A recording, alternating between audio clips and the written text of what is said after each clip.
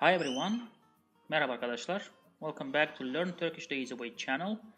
As promised in our last grammar class, today we will cover the imperative mood in Turkish language. What is imperative mood all about? Imperative mood is about expressing command, expressing a request, and this mood is the last mood among those that we have to cover. You probably remember this slide, right? We had 5 tenses. We have covered already 5 tenses, and we have covered 3 of the moods. So today we are left with just one mood, which is imperative mood, and we will finish all these 9 verb modes today. So I probably have to note that imperative mood is the easiest one in terms of the endings, that whatever you have to deal with endings. And the reality here is that we don't have any endings. Okay, imperative mood doesn't have any peculiar ending like future tense, like past tense, like other moods. It doesn't have any ending. Okay, so the only thing that you can have you can add is to add the personal endings, but not necessarily anything peculiar to the specifically imperative mood. So just before we start seeing and covering what it's all about, let's also kind of recall our one rule about the verbs, right, in Turkish language. And this is basically the fact that the verbs in Turkish language in its infinitive form always end in mak or mek. And quite interestingly, when you have to make any tense, right, or mood, you have to throw away mak or mek. And when you do throw away mak or mek, that's exactly what you get as imperative mood. Okay, so imperative mood actually is any verb without mak mek. So you don't have any ending. There is no specific peculiar ending regarding the imperative mood, because you basically order command, and we don't have a special ending for that. We just throw away the mak mek part of the infinitive form of the verb, and basically it means that the root of the verb is the imperative form at the same time. Okay, so let's see how we have this affirmative, negative, interrogative, and negative interrogative forms for the imperative mood. Excuse me. Now look at the affirmative form. For affirmative form, we have only we don't have anything for the first person singular and first person plural, because there is no way to command to yourself. Okay, you basically command to others. You request something from others. Therefore, first persons don't exist for affirmative as well as for the negative ones. So we have only a second person and third person for singular and plural here. And you see, as mentioned, right, we don't have any peculiar ending. We just have the verb root and a respective personal ending. So for the second person for second person singular, we have yap. Okay, simply yap, sev, bul, and öl. For the third person singular, we have yapsın, sevsin, bulsun, and ölsün. Now pay attention to one thing. In all other in all other tenses and moods, when you throw away mak and mek, right, and whatever ending you have for that specific tense or mood, the shortest version was the third person singular, right? Remember, for example, yapacak, that will be the third person singular. Or yapmalı, that's the shortest, the base, right, the fundament, and that's usually the third person singular. But here it is the reverse. It is basically for the second person singular. So the short version here is the second person singular, not the third person singular. Because for the third person singular we have yapsın, not yap, sev, bul, or öl, which is for the second person singular, but yapsın, sevsin, bulsun, and ölsün. You see, we have this sın, sin, sun, sün, which is basically personal ending for the third person in this context.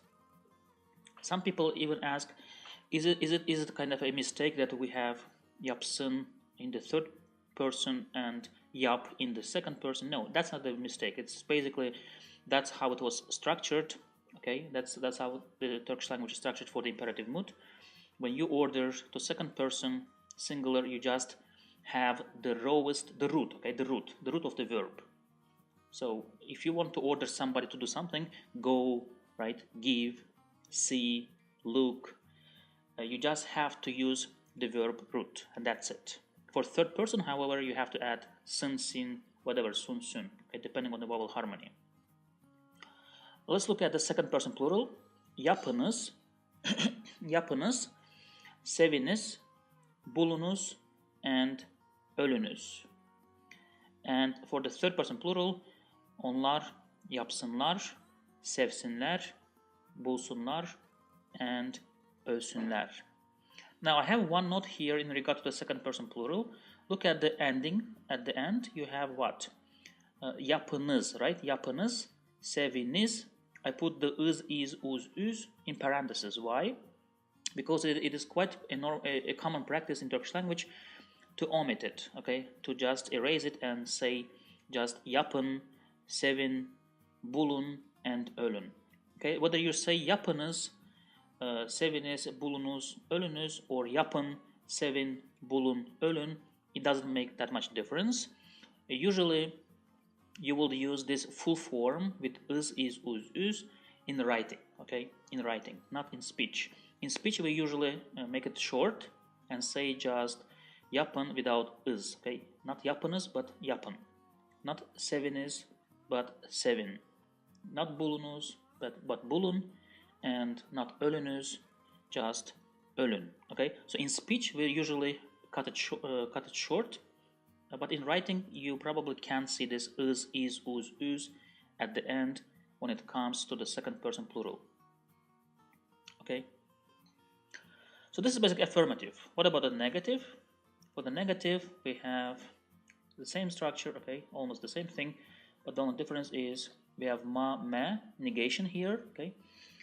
So for second person singular, you will have not yap, but yapma, okay? Sevme, bulma, ölme. So we have just two cases, right? Ma or me as a negation. So you add that part to the root and there is no other ending. For third person singular, you will say yapmasın, sevmesin, bulmasın, and ölmesin. We will come to the examples, of course, for you to see how we see this in practice, okay? Second person plural, yapmayınız or yapmayın, just yapmayın. Okay, you don't have to say it fully. Then sevmeyiniz or sevmeyin, bulmayınız or bulmayın, and last ölmeyiniz or ölmeyin. Again, in speech you will just omit the last part. Okay, the is, uz, üz part. And for the third person plural, it will be onlar yapmasınlar, sevmesinler, bulmasınlar, and ölmesinler. Okay. Let's now look at the question, interrogative, right? That's much simpler, a bit much simpler, because why? Because we have only two possible cases, okay? We don't have anything for first person or second person. The only thing you have interrogative is for the third person. And this will be o yapsın mı, sevsin mi, bulsun mu, ölsün mü? And for the third plural, for third person plural, we will say onlar yapsınlar mı, sevsinler mi, bulsunlar mı, and ölsünler mi? So you see, imperative mood doesn't have, in its interrogative form, doesn't have ben, sen, biz, siz. The only thing that you can use is for third persons, o or onlar. And same is valid for the negative interrogative, where you have what? The same structure, where we have only two persons valid. Okay, so you would say for third person singular and plural, o yapmasın mı, sevmesin mi, bulmasın mı, ölmesin mi? And for the third person plural, onlar yapmasınlar mı, sevmesinler mi, bulmasınlar mı, ölmesinler mi? Okay, so this is imperative mood is the mood without any ending. And as you look at through the affirmative, negative, interrogative, and negative interrogative, especially with the whenever we have interrogative and negative interrogative, we are left only with two possibilities. Okay, that's why it's very simple. It's very simple. It's the simplest mood or tense, whatever you call, to remember. And basically, when we talk about imperative mood, it is really about command or request. So let's look at examples for us to better understand how we use it, when we use it. Okay, so the first example here will be ödevini yap. Okay, ödev is homework, ödevin is your homework, ödevini is the accusative case, of course. There is an action upon something, and you want to specify that it is about your homework. Okay, that's why we have dative case here. The dative case ending e. Ödevini yap. Do your homework. This is an order, right? It might be an order, it might be a command, it might be even a request, but basically you just cut it there. Okay, it is second person plural. I tell it to you. Okay, so you sen ödevini yap. It is about sen, right? Not o. Ödevini yap. Do your homework. Second example, hastaysan gelme. Don't come if you are sick. And by the way, here hastaysan, you see, this is about the what? Which mood? It is conditional mood, right?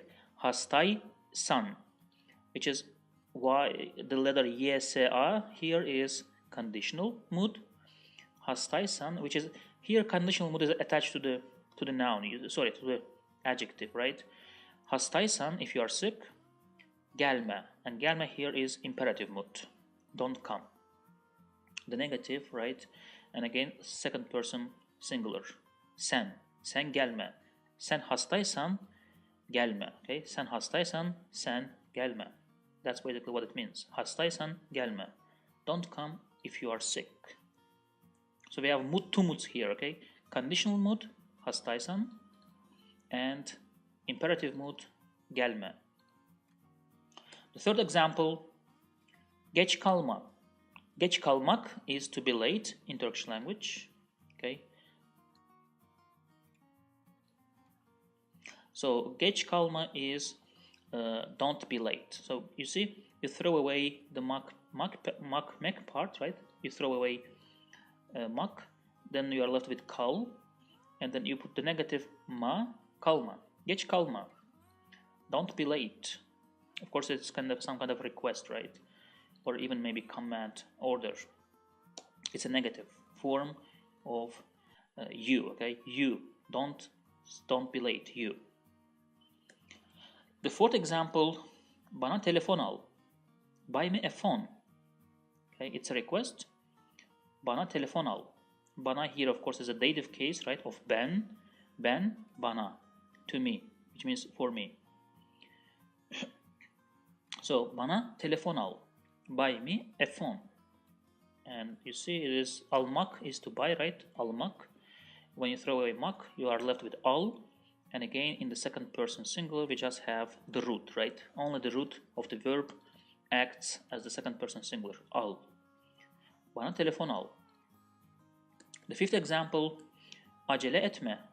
Acele etmek, okay? Acele etmek is to rush, okay? Acele etmek.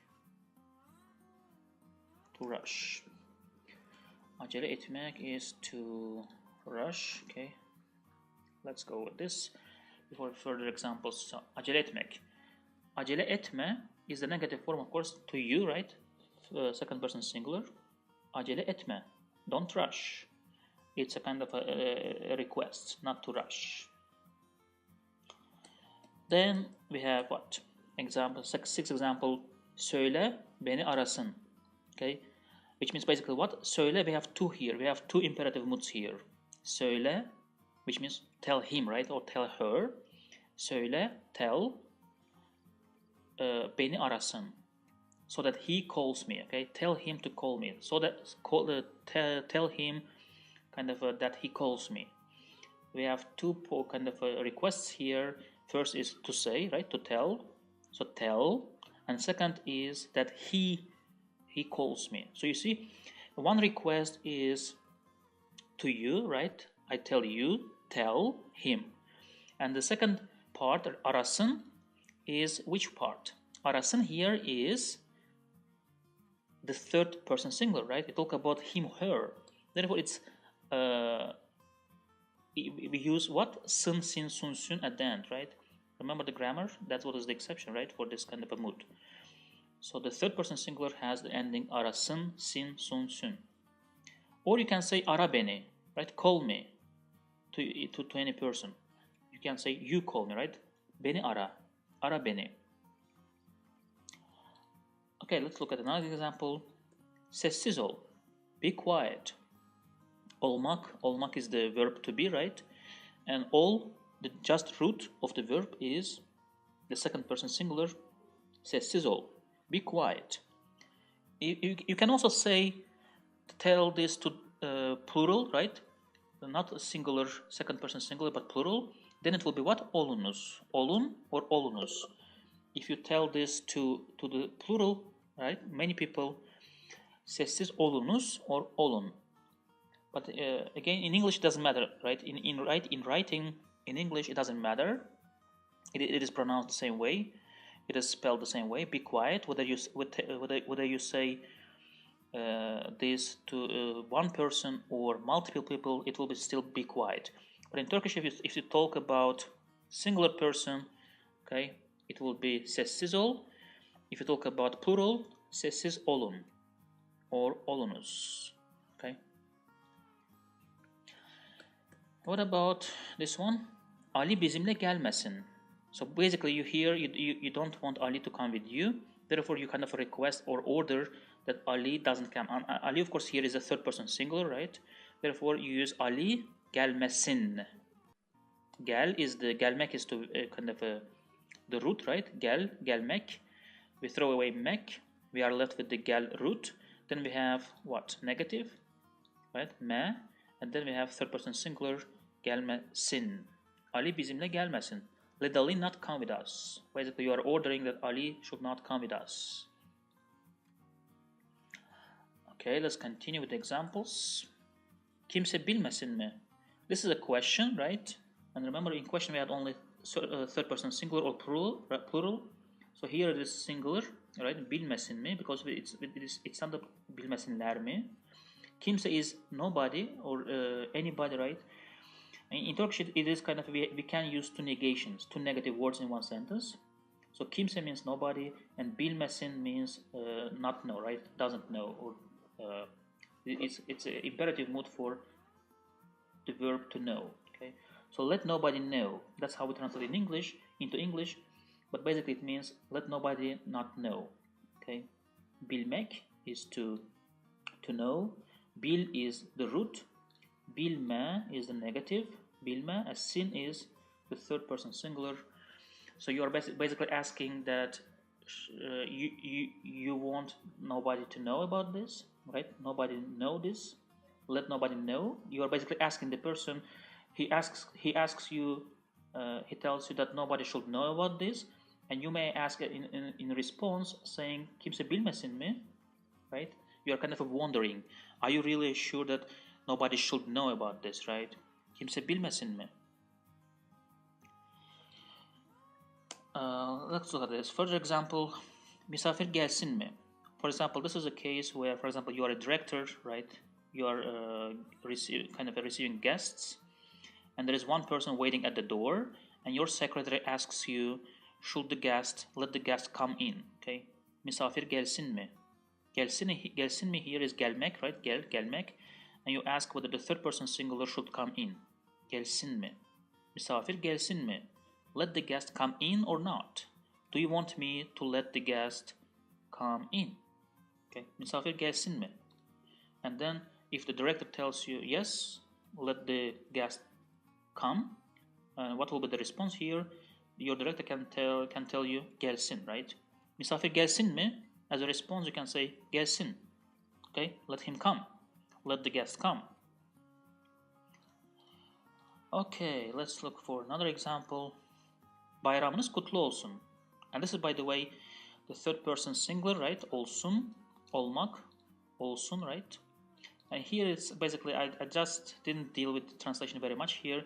So kutlu olsun is basically may it be happy, okay? May it be happy, kind of you are not necessarily ordering, requesting, it's kind of a wish. Okay, so when we have kind of a wishes, in Turkish we also can use imperative mood. Bayramınız kutlu olsun, that's my wish that it is really happy holiday for you, okay? It is really the merry, it's happy for you. Bayramınız, it's basically I wish that your holiday, right? Bayramınız, your holiday kutlu olsun. Let it be kutlu, right? Let it be merry. Let it be happy thing for you. So here for wish we use also imperative mood. Or by the way, what about this word? You probably have heard about this, lanet olsun, right? Lanet olsun. Lanet olsun means what? Damned. Damn. Exactly, right? This is basically how to use lanet olsun. Damn. So here it is again imperative mood. Okay, imperative mood olsun is third person singular. That's basically another thing. So another example, bana yardım et, help me. Yardım etmek is to help, right? Remember, yardım etmek from our daily diaries, stories, right? Yardım etmek, to help, to assist, to aid. So yardım etmek, bana yardım et. Yardım et, right? You throw away makmek here, and you are left with yardım et. Basically, when you ask first person singular, you will just use the root, right? Yardım et. Bana yardım et. Help me. Okay. So this is, we have one more example thing. Yarın herkes erken gelsin. Your director, for example, at the workplace can tell you that everyone should come early tomorrow. It's a kind of a request and order. So yarın, tomorrow, herkes, everyone, erken, early, gelsin, let come. Okay, let them come. By the way, everyone, you see, herkes is plural, yes, in Turkish, but you can still use gelsin. Even saying gelsinler is not even appropriate. Okay, herkes gelsin. We don't use usually ler here as a plural. It is almost always singular. Herkes gelsin. Okay, so let come. Gelsin here means let them come. Okay, let them or I wish that they come early. Yarın herkes erken gelsin, which means to work, right? Let everyone come early tomorrow to work. Let me see whether I have examples. No. So I'm done with the examples. These were basically the examples, okay? For imperative mood. That's how we order. That's how we request. So it's very simple. It's the simplest mood. Okay, it's the simplest form of the verb. And again, don't forget, let me just kind of put that as a reminder.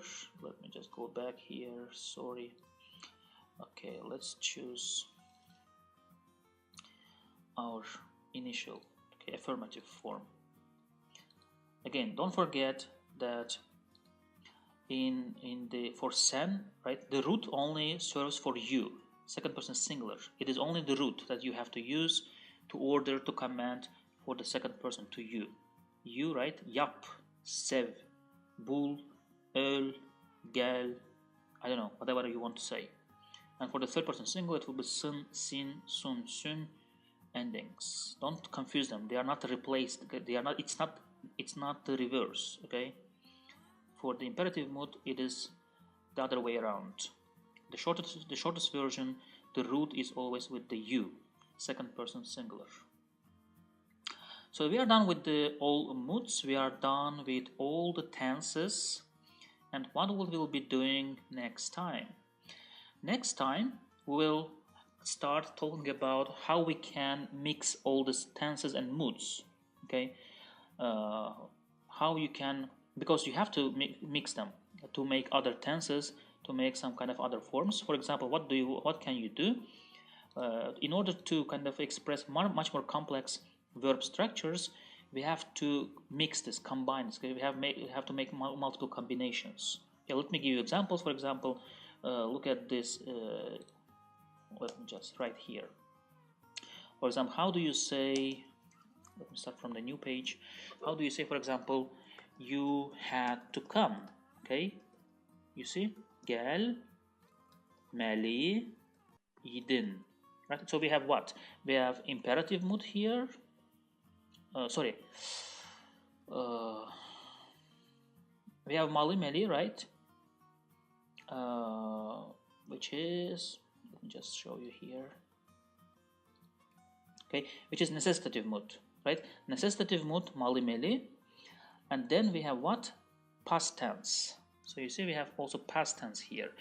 We have the verb root, we have necessitative mood plus the past tense. You had to come. Gelmeliydin. So here we have a tense and a mood combined. What about this one? You were doing, right? You were doing. Yapıyordun. What about this one? Yapıyor, right? Yap. Then we have ıyor, which is present continuous. And then we have past tense. You were doing. Yapıyordun. Yapıyordun. So you see again we have what? Present continuous tense together with the present simple past tense, right? This is present continuous tense, ıyor, and this is the past tense. Together combined, that creates the past continuous tense. For example, what about you were going to do? Okay, you were going to do. Yapacaktın. Okay, yap. Then we have future tense, acak. And then we have past tense, tı, right? Yapacak, tı. And then, of course, personal. Yapacaktın. Let me just separate them all so that you see also the personal ending here. Yapacaktın. Yapacaktın. So we have future tense here, right? Then the past tense. You were going to do, because it is past of the future, right? Yapacaktın. So that's how we will be working with what? With in the further classes, in the further kind of lessons, we will be working on combining these tenses and moods to make more complex structures, verb structures in Turkish language, which almost every language, other language has. And this is basically the base. This is the fundament for us. Okay, these 9 modes, 5 tenses and 4 moods are the fundament for us to construct all these complex structures, verb structures. All right, I hope you enjoyed the class. I'll see you. Today is Tuesday, right? On Thursday. I'll probably see you on Thursday night. Wish you a nice week ahead. That's it. Have a nice day. Görüşmek üzere arkadaşlar. Bye bye.